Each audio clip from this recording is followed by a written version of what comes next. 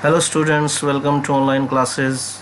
We have completed our 3 chapters from our first book, First Flight, and we will do grammar side by side. It is necessary to do.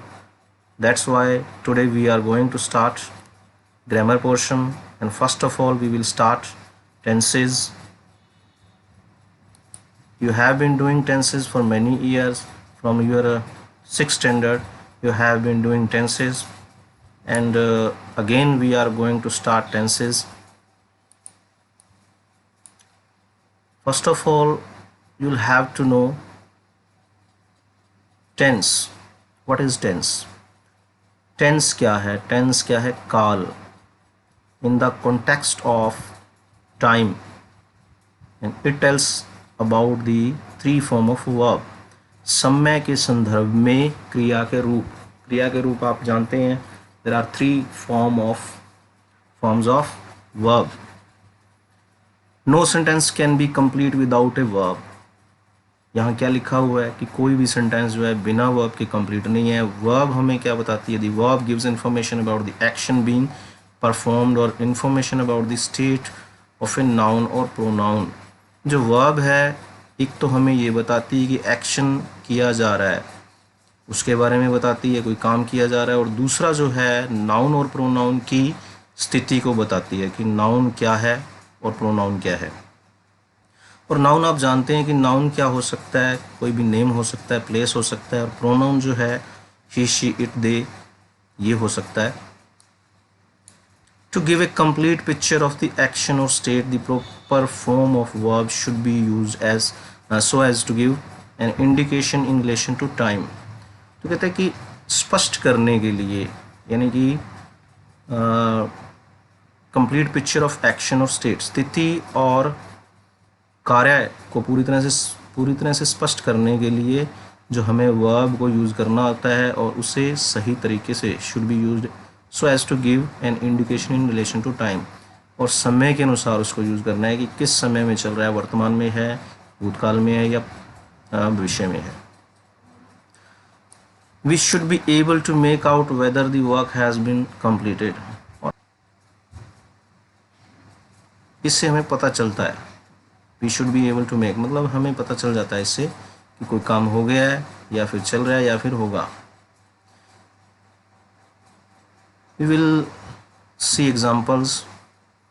ये जो 3 examples हैं, first जो है आप देख रहे हैं क्या लिखा हुआ है? I walk. This is in present indefinite tense. Second one is I walked. This is in past indefinite. And third one is future. I will walk. From Hindi, मैं चलता हूँ, मैं चलता था, मैं चलूँगा. Present, past, future. I will walk in future. Here you can read. ऊपर के उदाहरण में 3 वाक्य हैं, और ये देखिए कि इसमें तीनों वाक्य जो है प्रोनाउन, आई जो है प्रोनाउन है, टू वॉक चलना वर्ब है. तीनों में ही क्या है? वॉक, वॉकड और विल वॉक. तीनों रूप में क्रिया का समय का संदर्भ अलग है, यानी कि समय जो है वो अलग अलग बताता है. वॉक प्रेजेंट में बताता है, प्रेजेंट, और वॉक्ड पास्ट में बताता है, second form of verb. Will walk future में बता रहा है वो. समय चक्र के संबंध में वर्ब जो है क्रिया के बदलते रूप को टेंस कहते हैं. There are 3 kinds of tenses. Present, you can see here, present tense, past tense, future tense. First we will do present tense and its definition. The form of verb that indicates a underway or just currently completed action is known as the present tense. क्रिया का वो रूप जो वर्तमान के बारे में बताता है हमें. अंडरवे यानी कोई भी काम जो है चल रहा है या फिर पूरा हो गया है, जस्ट कंप्लीटेड, अभी अभी पूरा हुआ है, तो वो क्या बताता है? Present tense.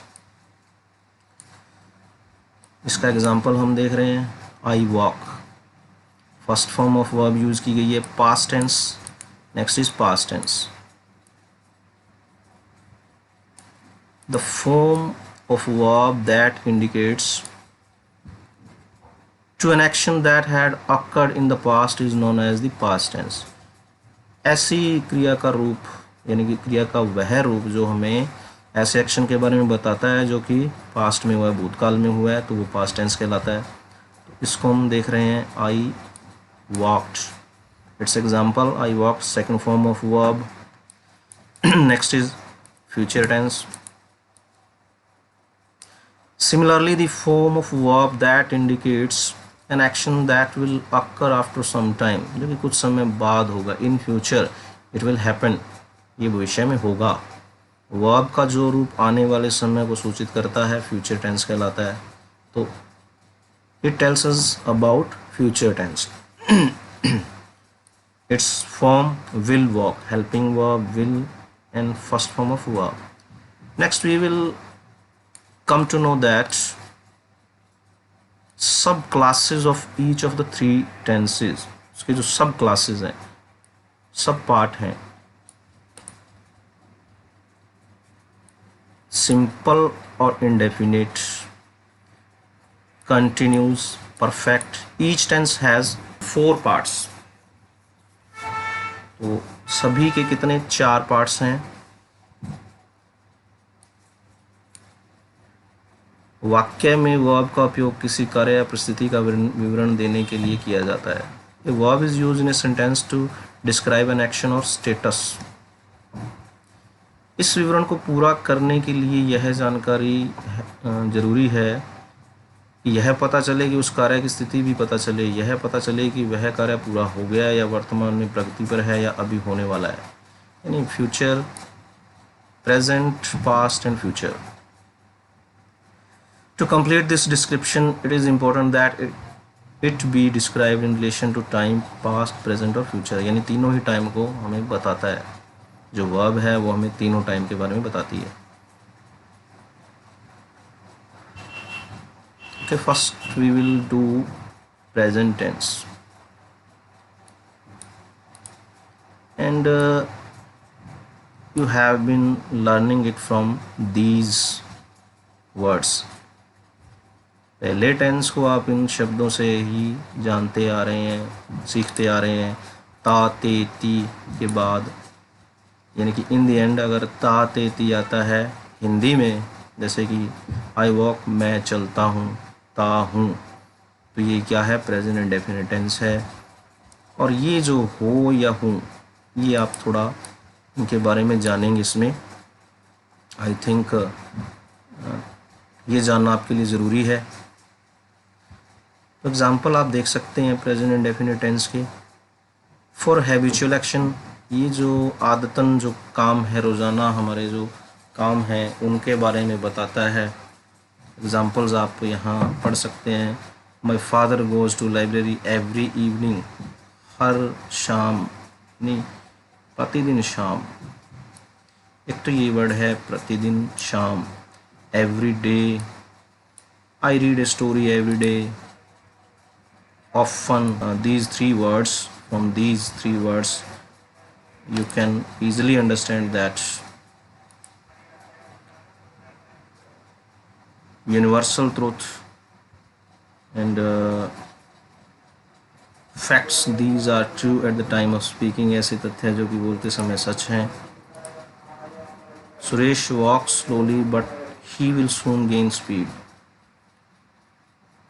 किसी की आदत को भी बताता है।